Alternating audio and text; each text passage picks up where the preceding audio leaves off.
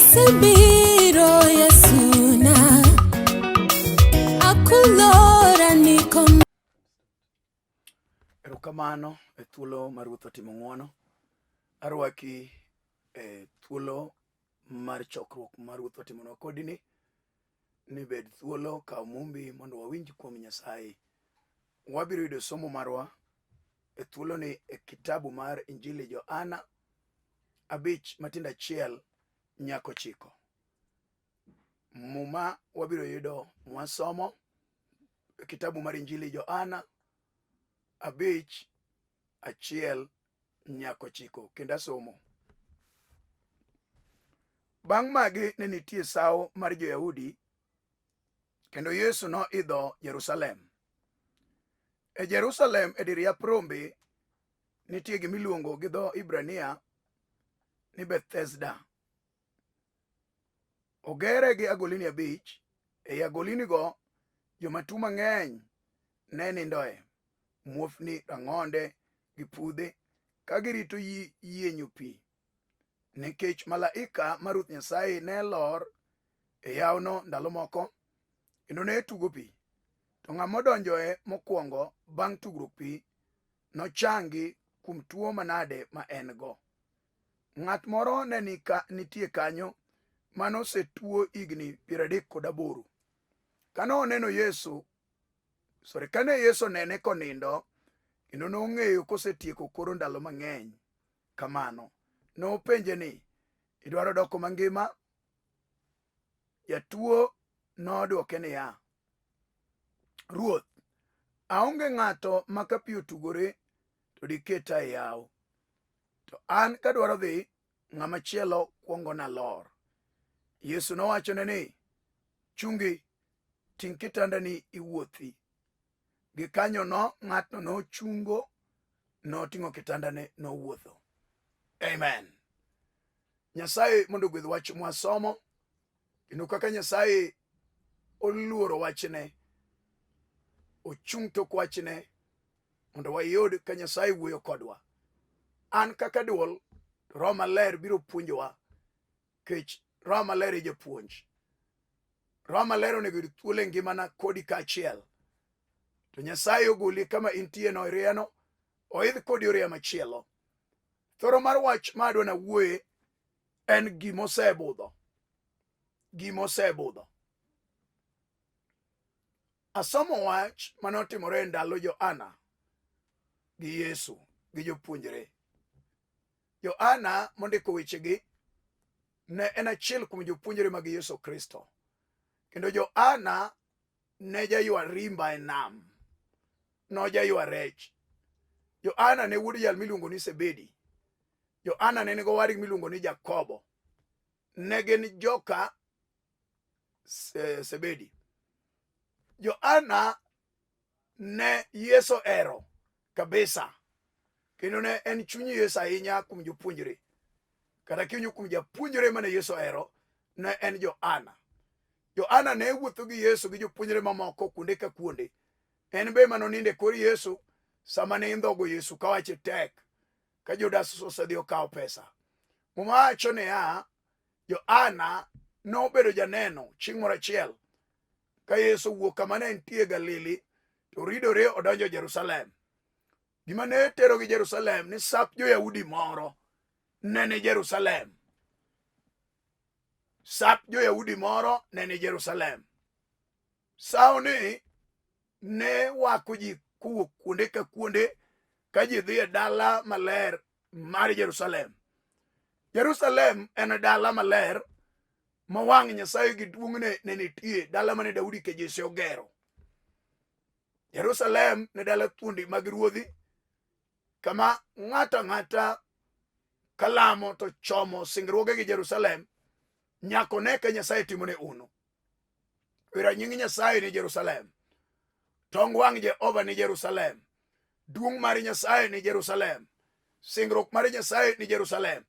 Miyo Yesu bende donjo Jerusalem kaka Jo-Yahudi duto kata Jo-Israel kinde duto ne gin gi sawo ne gidhi Jerusalem. Itimo sawo kanyo. To ka Yesu odonjo e dhorangach, Umalero ni edhoranga rombe, edhoranga ne nitie kama iluongo ni dhoranga rombe. Edhoranga rombe kanyo ne nitiere agulni moko. Tene kanyo maparo ni rombe ne ichoke midhi tim godo misengini. Ka ji biro timo ne Nyasaye misango e Jerusalem.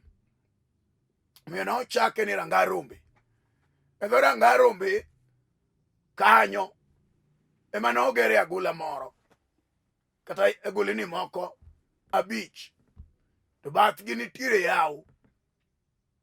Agulni oger bang' ka ono ne timore e yawo. Sama ne Yesu odonjo e dhoge kanyo, oyudo jal moro kanyo manosebudho kanyo. E agulni gi ji ne dak e igi, gin agulni 5.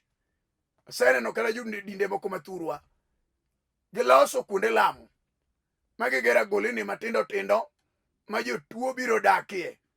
Koro itimonegi lamo. Pero samoro lamo nyalo dwa notim lamo motieno, tidwa noyudi machiegni, koro oseywa tol, ok dwar ni wach no ng'adre. Agone Ruoth erokamano.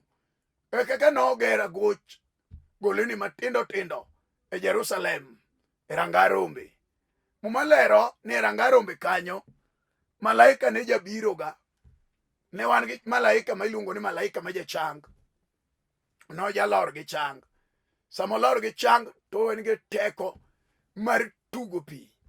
Samo tugo pi ma pi walo kata yienyo, to ng'amo ringo mokwongo donjo chango. Koro ne en first come, first serve. Ng'amo kwongo donjo ne mayudo resruok, kendo chango kuom tuo manade ma en go. Mane gima ne timore. To ndiki ni joma ne ok nyal dok michgi ka muofni, to ng'onde pudhe ne rwake agola.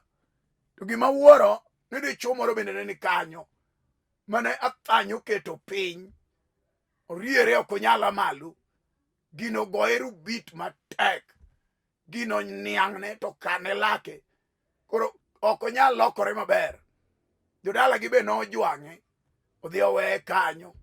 Pero giseviro makoro giol. Geno nonyalo chango, ok ochangi. Geno nonyalo riere en bodonji, otame, okwame dho yawo. Agolni go nikech ka Yesu biro en moyude kende, jomodong' nosedonjo mochango moresore modhi, en odong' kanyo. Ng'ama kete onge. Umalero ni nokawo higni 38. Higni 38 ok en gima thin. Samoro ng'ato nyalo kwane ka gima yot. Wan gi joma nigi pek, man gi weche mosebudho e ngimagi. Wan gi joma nigi misike ma tamogi ting'o, mogo oringo onindo kodgi e lowo. Wan gi majok moturo jomoko ma gichwo umgi gi gure lowo. Wan gi chandruok mokal lake monindo gi jomoko e lowo. Wan gi tuoche machalo mar jathany manonindo higni 38 ni, onindo kode piny. Wan gi joma nego dekre mosemuonyo yedhe moweni ketho yath. Koro ing'iya ng'iya laktar koni kamo gikeno ok wanyal, riekwa gi ng'eyowa gi sombwa mar udaktari ogik kodwa kanyo, koro weye kanyo. Jalni bende nowe, ng'ama koro konye onge. Ogikne okuta, ogikne tung' yo ogike nam, kako otimre onge. Wang'e diemore, ndalo lokore, usiko konindo kanyo, nyaka matres manomiyo oserumo, modong' gimopadore gotanda moro matinde nyalo chamo, mageno gi berne onge. Agone Ruoth erokamano, duonge pak mondo odogne ne wach malich ma Nyasaye omiyowa mondo wayud ni to ere ng'ama osebudho, kata ere ng'ama wach moro osebudho e ngimane, wach machamo ringre, wach momiyo chunye tuo, wach momiyo pache olal, wach momiyo nyalo kwano lwete kata kowuotho e ndara owuoyo kende gi joma ok ong'eyo, wach moseketi otieno taya ok tho e ode. Pero gino biro ga to deye. Agone Ruoth erokamano. Gino biro niang'ne ramone. Gino biro ting'e magole otanda kete piny. Agone Ruodhno erokamano. Moko be gino golo. Chuny ma jabiro no mosebudho kode no, ba kode dalo otieno, embo kia kuma en tie. Moro be gole tere piele papoko. Duonge pako dogne osana. Amena jakondo mola. Moko be gino keto chiemo gi jwala, gichamo ring'o mag jwala e kind liete mag joma notho. joma gimbe gikia gima nonego, moko be konindo tino to dhao, igi joma ok ging'eyo, kochiw kiny to dendo timo mbala, dendo otore nyosore, onge teko kendo. Mano gima osebudho gi ng'ato, momiyo wach Nyasaye nyalo kecho ng'ato okinyi, thuolo maber ma Ruoth oloso ne ng'ama chunyo elore, ma pacho yawre, ne ng'ama nigi winjo ma winjo donjo e ngimane. Yesu koneno jal chedho yaw, to penje ni dichuo ka ng'ii tisebudho ka, idwa ni mondo changi koso? To wacho ni Ruoth, an kadwa ga dhi, an ji kuongo na kuonga, onge ng'ama nyalo keta, ng'ama keta onge. Jodalawa noringo weya, adong' kenda, onge nondwa kata gundwa moro ma chunye nyalo kecha mondo bi orit koda ka pi dwa tugore. An ba adong' kaendi, wang'a ema keta neno gima datimo onge, kata ji wuotho dhi ok anyal, kata dhano time tijegi an ok dadhi. An gino dong' koda adong' ka, adong' e gunda, adong' e dala, adong' e rangach, piny ododhiera. Mano gima osebudho gi ng'ato, miyo chunye nyalo ol adier, kata kipenje wacho bagni abaga, dimbo wacho tamo dichuone. Agone Ruoth erokamano, wan gi yo mang'eny ma ji ong'eyo manyalo miyo ng'ato nyalo wuotho modhi omany nyaka ka juoke, omany nyaka kuonde jolamo, odhi omany kama nyalo yude resruok, mondo oyud konyalo yudo kony. Agone Ruodhno erokamano, omiyo ji oseneno weche mang'eny magalagala mabwogo ji, weche magalagala maketho weche mabeyo. To mae momiyo iyalo Yesu amena, wachene man gi teko gi loch, manolimo dichuo modak e bath aora, e bath yaw higni 38, kata en kanyo otuo tarara, ji donjo yudo pi budo dendege, en ok do budo mare otuo atuoya, mare ojik ta, mare othalo tamore, mare ojwero onge geno. Chieno chamo ring'o kuome, leche modong' kuriegore oriemo, wang'e odong' kochokege ongorore, choke gokege ogogebo. Wach malero gi sani nyalo chodha ng'ama odong' e Nyamasi, modong' e Tangalare pap, modong' adong'a kama dodhie onge, kata ji dhi kamoro ok dewe, kata solo youth en ok disole, kata ji dhi timo nyasi moro ok dodhiye, kata welo biro en ok doyuor welo, nowero odong' e dala moro. Agone Ruoth erokamano, wagol gino Jerusalem, aduok kode thurwa ka dalawa, iyudo ng'ama chunye nigi dwaro, ma wasigo ne ang'ne kama en tie, nambo gore ne marach, wasigo gone karata, kata ji manyo gimoro, en ok onyal yudo, gino olorore ne odiye piny, gino niang'ne, gino chame, gino kane lake, gino odhiere. To mae momiyo Yesu onyalo biro mondo yale ne joma chunygi dwaro, ne ng'ama chunye lete wach moro, ne ng'ama pi wang'e olokore chiembe, ne ng'ama limo gogo mbaka onge, ng'ama dikonye onge, odong' e pap, duonge pak mondo odogne meja. Wan gi ji ma chunygi nodar, wera ne gin joma ne jochiendo mako, gisebudho ka gin wasumbene, kata nyarwegi moro ma okendo onge, otimo ngogwa, en ng'amo jany moyugno, jal ma koke ok onyal kata ng'ado, chino niang' ne lepe otame luoko, pache owilore wuoyo mana kende, en ng'ama chunye rach magara king'iye, odong' ne gweng' odong', e gweng' moaye nong'e, odong' ne tije matek, odong' ne gige chong' moleo. Mane momiyo iyalo Yesu amina, manyalo ywayo ng'ato kata nyodong' ka wiye orwake ket kibret, pache okethore, pache rach, chunye odar, chunye rach, ng'ama pache owilore, ng'eyo pache gi chunye kumodhiye be kia, en ng'at ma wuoyo gi joma ok ong'eyo jogunda, en gino niang' ne odhi kode, ndalo sekalo mbese no kendo weye, en odong' kanye dala, otedore kende jowadwa. Mane wach momiyo adwa wuoye gi kodi sane, e wach manade mineno kosebudho kodi, kata temo budho nyonore, ochuo iwe ochalo nyang' nyamanduklo, ogurore matek, ogurore modhi gi iye, en gima okal lake mok dwa weyo, gima nyoch omako nji ochalo simba, momako le odiyo matek, aeto yware momako nji, kata le kethne ok owe, kata le chapne ok odew, nyako chweno tieke te. Ma momiyo Yesu biro mondo oyudhi odadi, e lak nyang' magalagala no, e lak chuny machami no, iwinjo kata ibed migogo, ma jochiende no niang'ne, isebudhe rangaw, ibudhe dalau, jorep milimo to nitie, kata kamano jolweny, jal manyalo kendo nyako ni onge, tagone Ruodhno ni erokamano, kata iruwe dalau, ipango nyithindo mag family, kaka itimri onge, agone Ruodhno ni erokamano, nyithindo nigi wuone mopogore opogore, moro ka moro nigi wuon mopogore, to wach milero kawuono, ikwame dala idhier, piny ochami imbe ng'iyo, nadier kata mama gi Bura nosenindo, adonge dalawa ka kenda, adonge gunda kama chomo onge, mano wach manyalo miyo nyiri mang'eny, nyonge to remo wuok e miechgi, nyodhi okapango dhi ogore oko, gibede parking gitimo tije, ma ok nowinjore gi tim, mano gimoniang' ne ng'ato modhi gi iye, mosebudho kode momaye nying, wach momo malero niya, kisomo Zaburi 45, Matindo 15, wacho na dier wach moketho pakna, ni e chunya ma iye, wach moketho morna,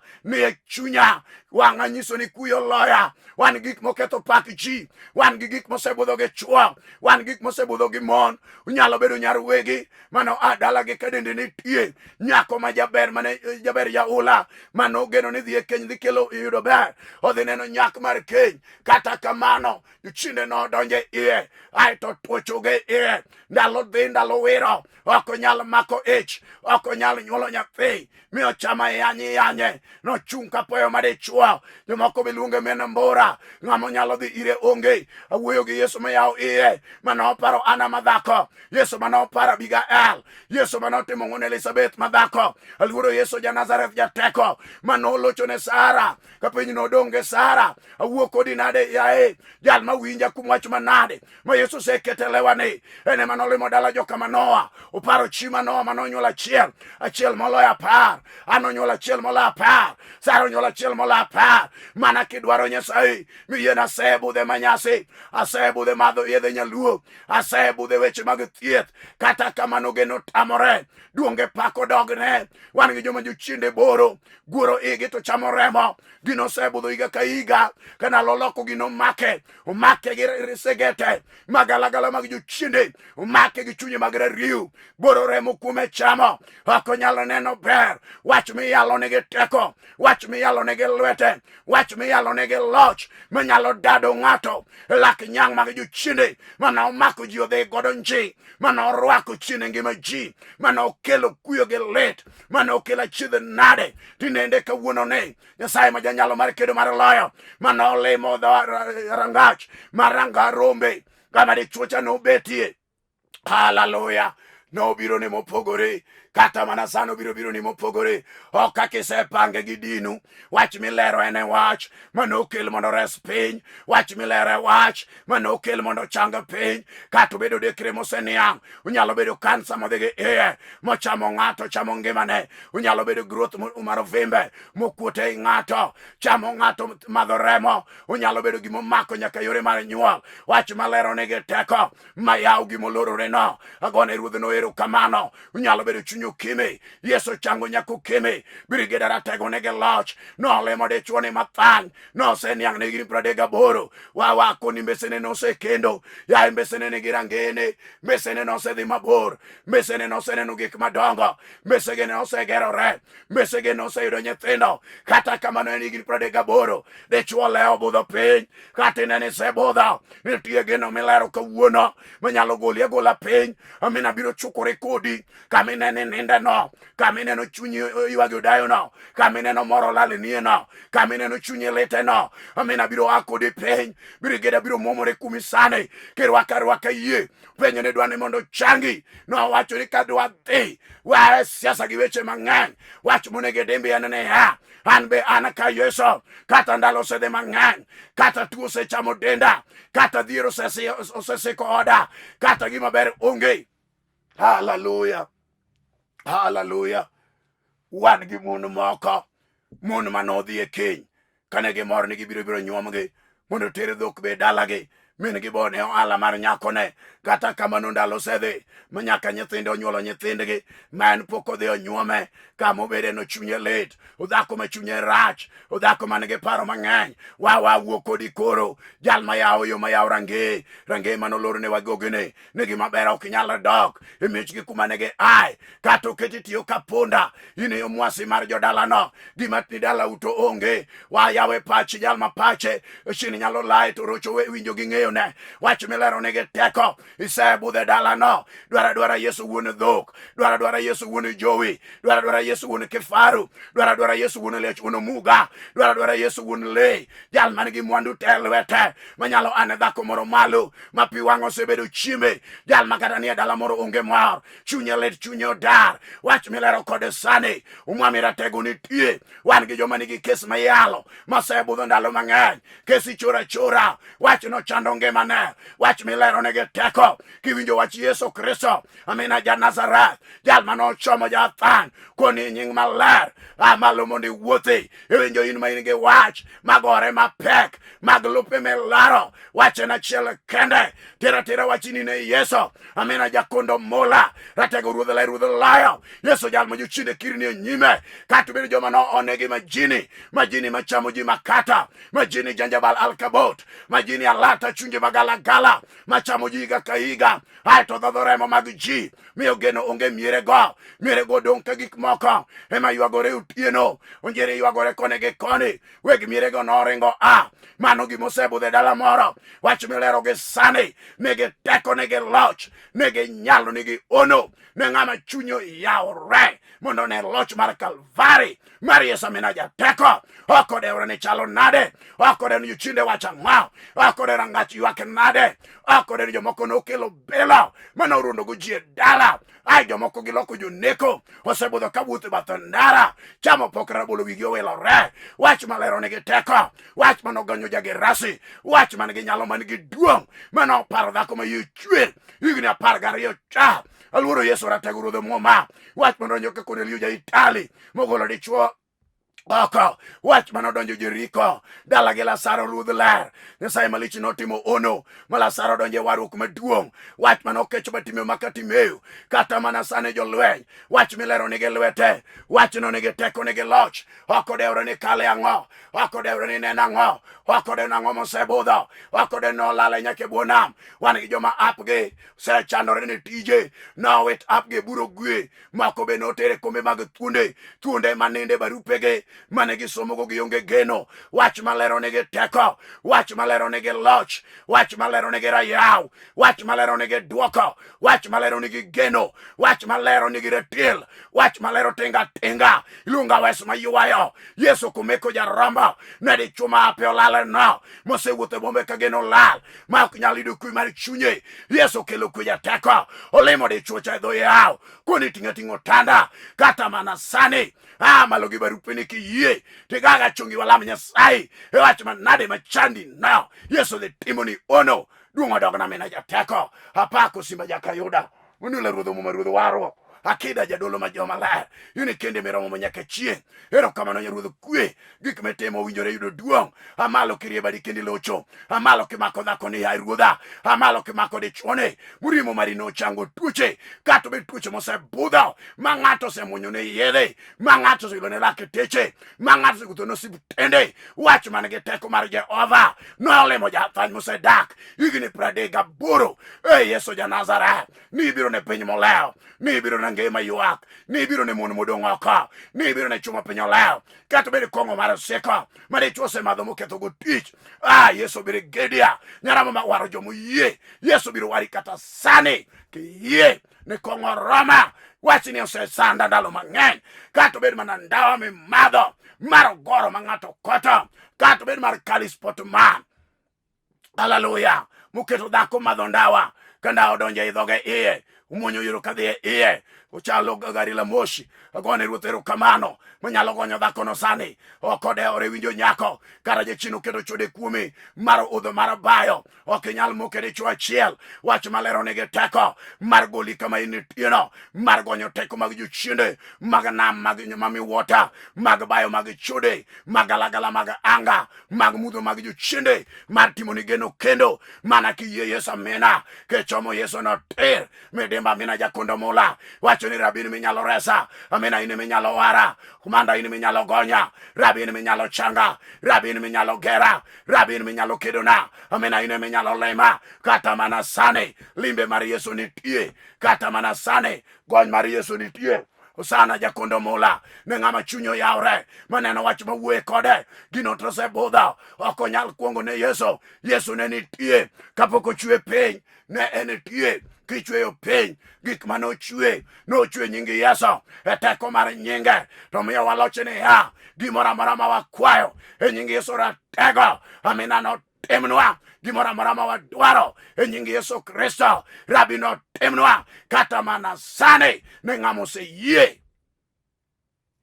Injili mar uno, injili jemo jochinde, injili teko Jehova, injili obaro nam, injili loya, injili obaro Jordan odok gi ng'eye, injili omiyo chiemo wuok e polo Israel ochamo, injili ogolo pie Lwanda, injili awuoro, injili jolweny, injili baro timo chuma, injili ratego, injili jowi jamuomo, injili ono kata bed juogi mosebudho gi ng'ato, jugi mar ojijo kata mar sepe, jugi mamiyo ka dwe oloko ya e piny otimo loch, pachi olokore, ikethori nyaka dak, kata bed dak mosebedo gi tuo, keny man gi tuo ma ji yware pile ka pile, dhano ting'o gig lweny, dhako ting'o, dichuo ting'o, dhano gore olokore od klabu marangu mar dhawo. Agone ruodhno erokamano, kata bed sasia mano on momiyo isetemo to onge geno. Wach mawuoye kodi kawuono nigi loch, nigi teko. Wach no biro neno loch ka loch ka kirni e nyime kiyie adiera, kata mana kokalo kuom wach ni chunyi oyawre mondo idonj kuom Nyasaye, Nyasaye mar loyo mar mbaka,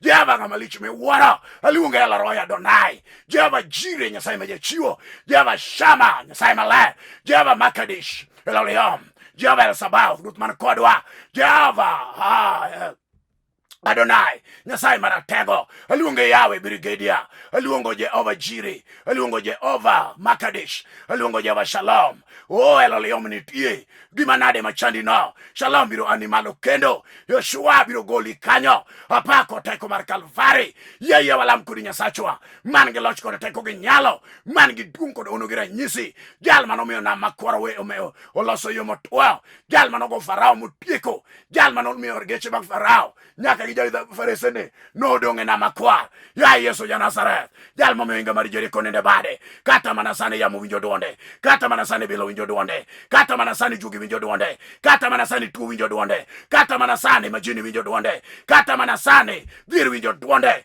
kata mana sani ura winjo duonde, nyaka neku winjo Yesu udi Nyasaye. Gochongi walam kuri Nyasaye kiye, amina nege teko matimo ni ono. Hallelujah, glory, walam Nyasachwa. Erokamano. Seamalo mudi tim ono. Isegwedho dhako ne dichuoni, kata gimoro osebudho ngimane mosetame kwe kod mor, kata nyithinde nolal chon, idwokne nyithinde, kata chuore noweye modaro dhi kamachielo, idwokne chuore, kata moro mar chunyi mar keny nolal, Ruoth itimne. Kata obed migogo maonge kar donjo, kata obed dichuo ma misumba, yaye Nyasaye jal matuone, timne gi ng'wono ter yath, iyane gi malo. Wan gi joma kara skul ne chunygi osedarie, timne gi ng'wono, idwok gi Nyasaye kendo igwedhgi e nying Yesu Kristo akwayo, amen. An ma wuoyo kodu an Pastor Alfred Odoyo.